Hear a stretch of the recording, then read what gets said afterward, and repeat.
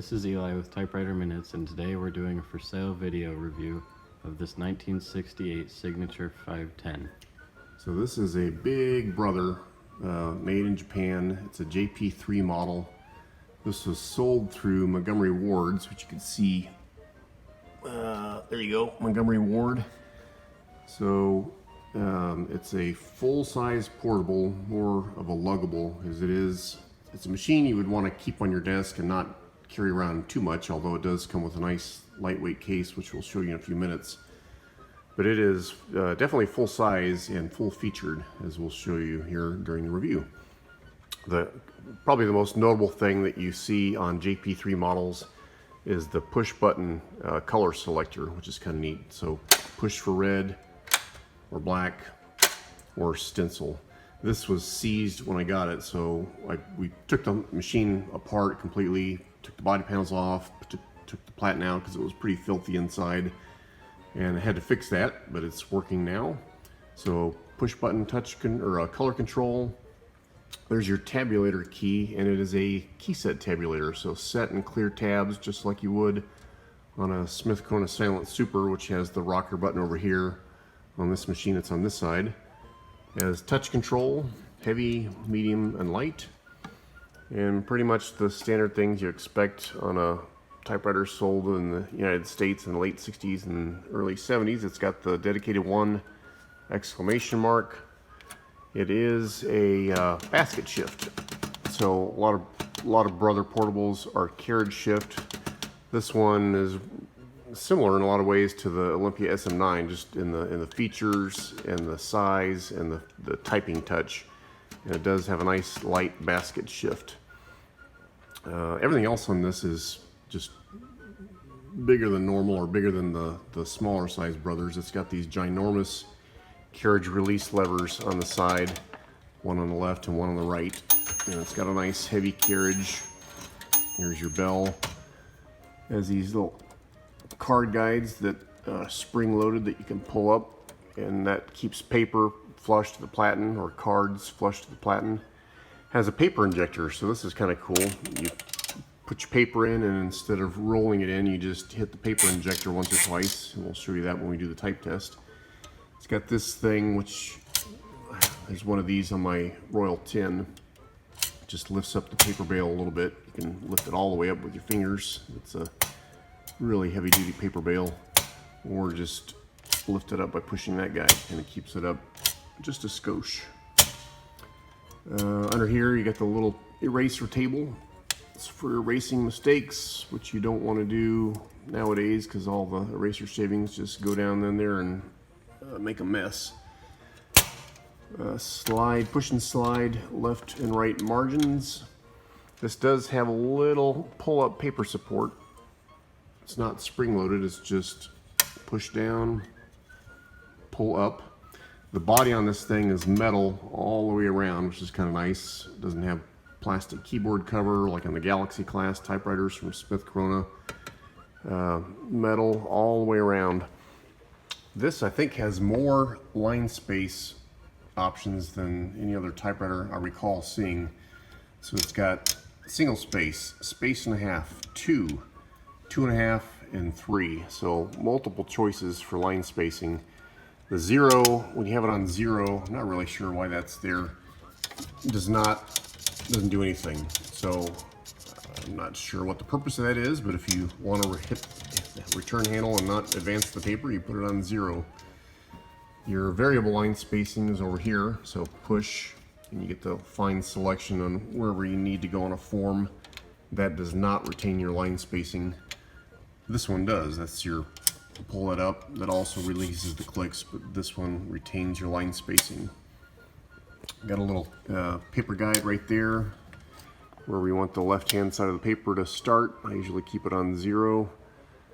And that's most of the outside features. I'm going to hand it off to Eli and show you how the ribbon cover comes off. So it just, I find the easiest way to do it is to put my fingers there and thumbs there, and it pulls up on the front end, and then it just comes right out. So it's got a little hook on each side. That little hook goes onto a post down there, and on the other side And so, nice metal ribbon cover. Replaced the little rubber bumpers that were, I can't remember, they were either missing or hard as a rock. So it has new rubber bumpers. Also replaced the rubber bumpers under the space bar. And I'll tip it up and show you the bottom. The feet are still in good shape. They're a little hard, but they're not cracked. So when we sell a typewriter, though, we include a rubber typewriter pad. And when you have this thing sitting on the rubber typewriter pad, it won't budge. So you can see the paint's in really good shape. And under the ribbon cover here, you have the, like I mentioned, basket shift. It uses standard 2-inch spools. It does have a ribbon reverse system, and you have to have eyelets installed. I've already done that. So when it gets to the end of the spool, the little eyelet comes out, triggers one of these 2 ribbon reverse forks. All very familiar if you've seen some of our other Brother video reviews. Here's your ginormous carriage lock over here. So, I can't remember. Now that's the unlock. When you're ready to put it away, you flip it that way, and then it clicks so that you're centered and ready to put it in the case. And it's got a really big front ruler. Biggest ruler screws in the front I've ever seen. Usually they're teeny tiny screws.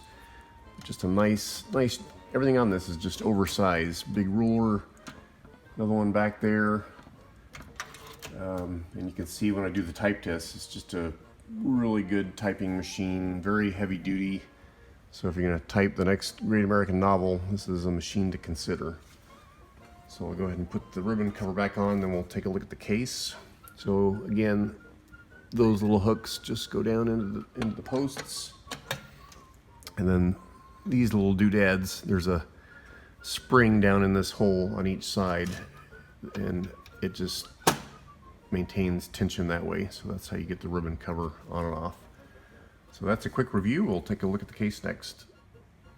Okay, forgot to show the tabulator, but it does work perfectly. It's set every 10 spaces right now. But you can clear them one at a time. If you tab over, clear, C for clear. I'll clear out the first few. And you can see now those are cleared out, so it jumped to the next one. And then if you want to set them, just set.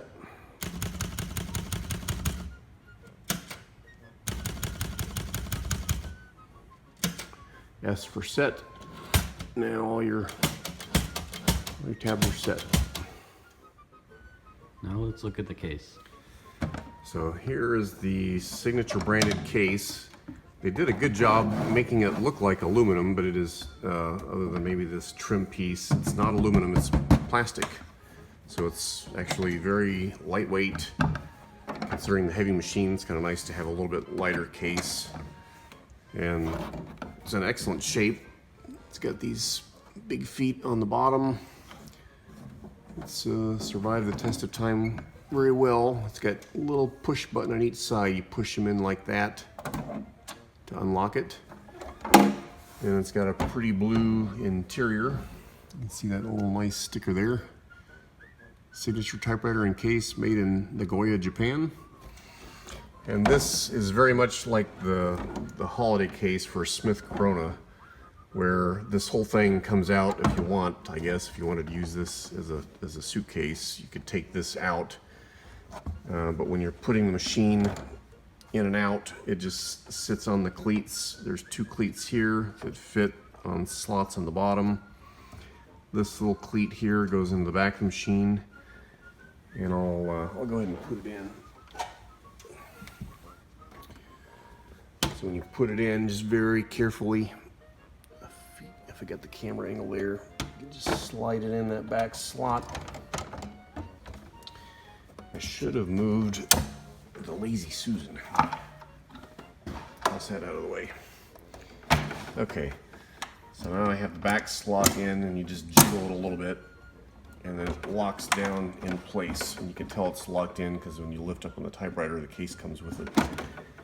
When you're ready to take it out, if you poke the camera down in here, Eli, you'll see there's a little lever on this side, and there's another one over there. All you got to do is pull the lever up on each side. I'm sorry, push it. I had it backwards. Push it on each side. That unlocks it, and then up and out it comes. So that's a look at the case. And if you can't figure it out, here's some instructions right here. Actually, that's for removing. Go ahead and show you how that comes out. That piece comes out just like on the Smith Corona holiday case. And if you need to put it back in, these slide up into that back fixture, and then this side just pushes down and locks into place. So that's your case, and we'll do the type test next. And now for the type test. So just like the little brother JP1s that we've reviewed, the platen on this JP3 is nice and soft. You can stick your thumbnail in it, so you don't ever have to worry about recovering the platen like you do on a lot of older machines. That's definitely a plus. So you can get away with one piece of paper, but I use two just as a matter of habit. So this paper injector, you got to give it a couple pulls.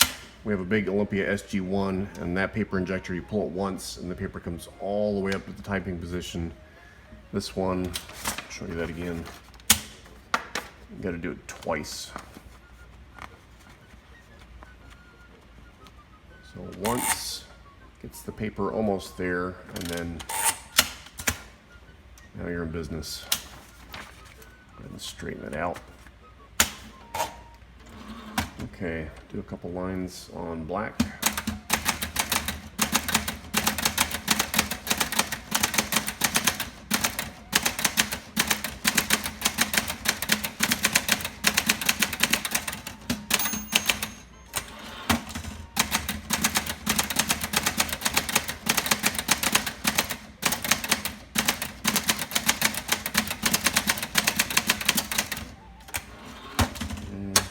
Typos.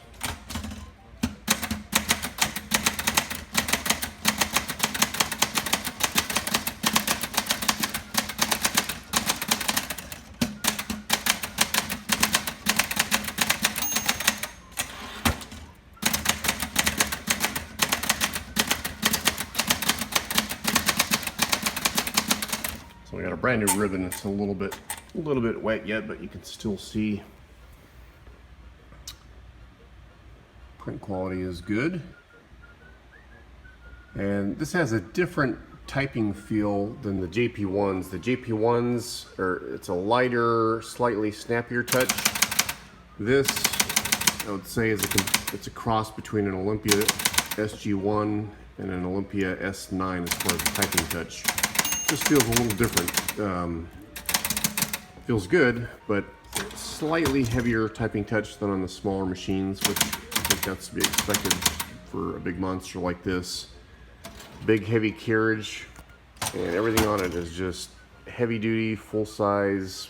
If you're gonna do a lot of typing, I think this is a really good machine to consider. Okay, what about pros and cons? So there's a lot of pros to this machine. Love the push button color selector. Just, I don't know, you shouldn't be playing with it, but it's kind of fun to play with. I like the fact that you have so many different options for the line space. You don't really need them, but again, it's just kind of neat to have that many options. It's just a big, heavy-duty machine. Really good typing feel, slightly heavier typing feel than on the smaller brothers. I like the paper injector. You have to give it 2 pulls to get the paper in there, but that's kind of cool. Everything on this is just big and heavy duty. Even the carriage release levers are nice and heavy duty. The carriage, you can tell when you return it. Definitely, it's unlike returning the carriage on a little brother Charger 11. It's just a lot of heft to it, and it feels just super solid. So excellent machine to type on. You can do a lot of typing. A little bit heavier touch than the smaller machines. Another pro would be the keyset tabulator. I guess one con would be just the size. If you're going to be carrying it around a lot, you might want to consider a smaller portable. This one's probably going to stay on your desk most of the time, but if you did have to carry it around, the pro about the case is that it's a nice lightweight plastic case. So those I think are the pros and cons, other than the size and maybe the fact that the feet are a little bit hard. But again, these are unusual size feet, so they're not going to be easy to replace. And if you have the rubber mat, which we provide with every typewriter sale, it will keep the thing firmly planted and it won't budge. So I would say those are the pros and cons. Thank you for watching Typewriter Minutes. If you're interested in buying this machine, you can contact us directly, or we'll put the eBay link in the description.